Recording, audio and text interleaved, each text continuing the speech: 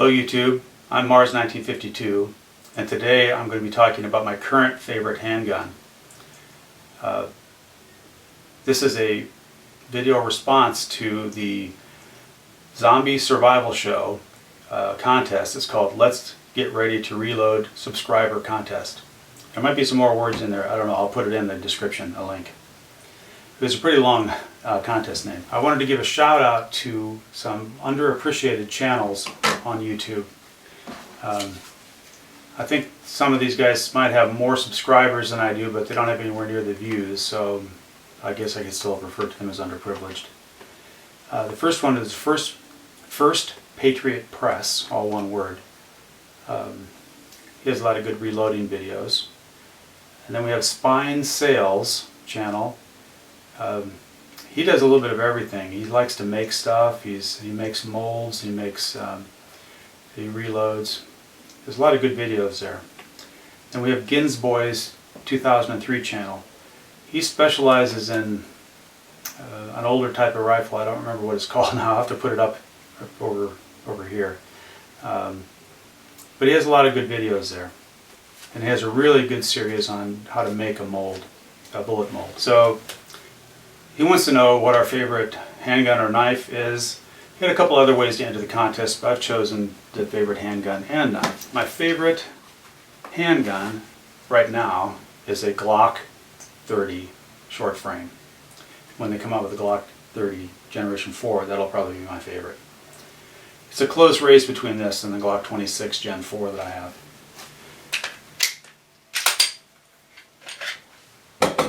So this is a 45 ACP, shoots 10 rounds, 10 round magazine, or you can put in the Glock 21 13 round magazines, or you can get those great big ones if you want.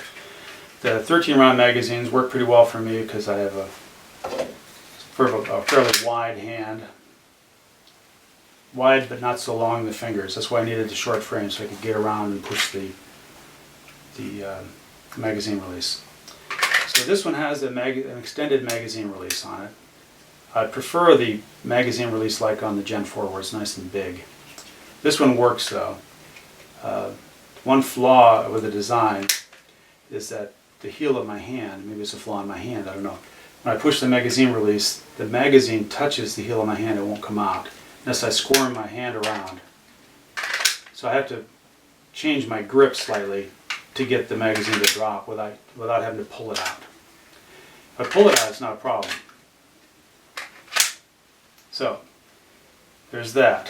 I added the genuine Glock extended magazine release. I can't imagine why this isn't on all of them. It doesn't get in the way at all. There's almost no chance of you accidentally pressing it, but it makes a world of difference. Just that little bit of extra metal there, world of difference on how easy it is to release that. Now, a lot of people train that you shouldn't use that. You should release it by pulling the slide. But I like it. The other thing I added was a ghost trigger.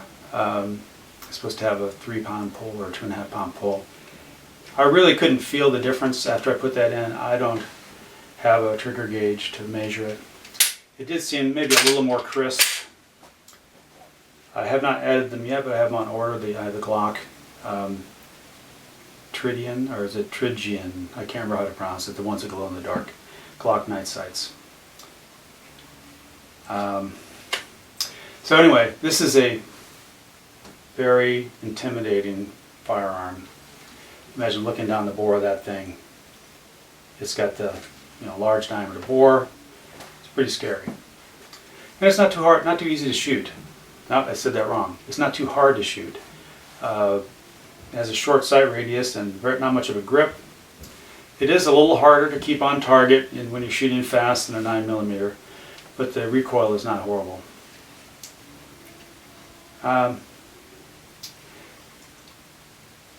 thing I like about Glocks in particular is they're so easy to take down. You can pull the slide off and the barrel out in no time, and you can take apart the slide with minimal tools in a very short period of time. And much easier. It's very easy to take apart and clean. I've heard people say that the Beretta 92FS is a very simple gun, not very complicated, but I've taken that apart too, and let me tell you, this is half as complex as a Beretta 92. Very reliable too. I can shoot this thing. I put 500 or 600 rounds through it without cleaning it. No malfunctions at all. So anyway, that's my favorite handgun. I have to cut some of that out. Now my favorite knife, I've done a video on this on my channel. This is a Kershaw A100C. It's a multi-purpose knife with a flip-out locking blade. You can manipulate the blade with one hand.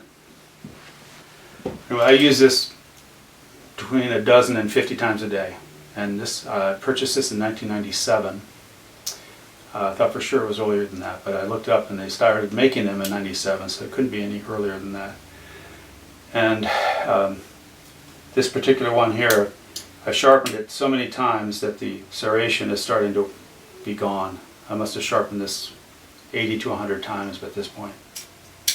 Holds an edge pretty well, unless you try to cut metal with it, but it'll even cut through copper wiring without dulling the blade too much.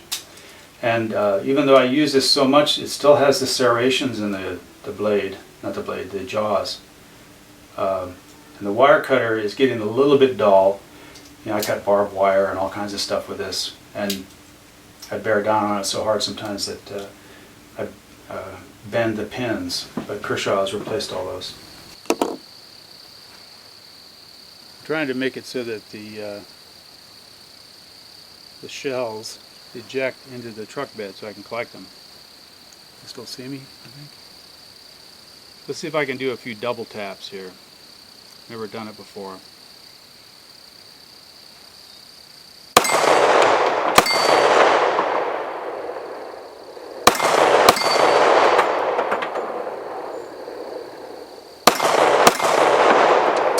Yeah, that's working fairly well. Let's try again here.